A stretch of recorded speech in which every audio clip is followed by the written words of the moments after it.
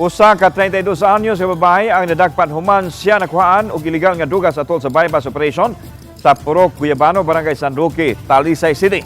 Ang dinakpan giilang alias Madam nga taga sitio Sausawan, barangay San Roque. Gila siya nga regional priority target gumikan sa dinagko niya nga transaksyon sa ilegal nga drugas ang masakop sa Drug Enforcement Unit.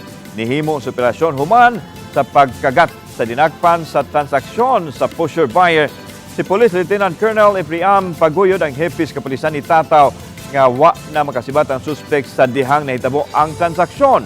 Wa pa'y kaso sa illegal drugs ang dinakpan apan matod pa madispose nini o kadispose kini og tunga sa kilong shabu.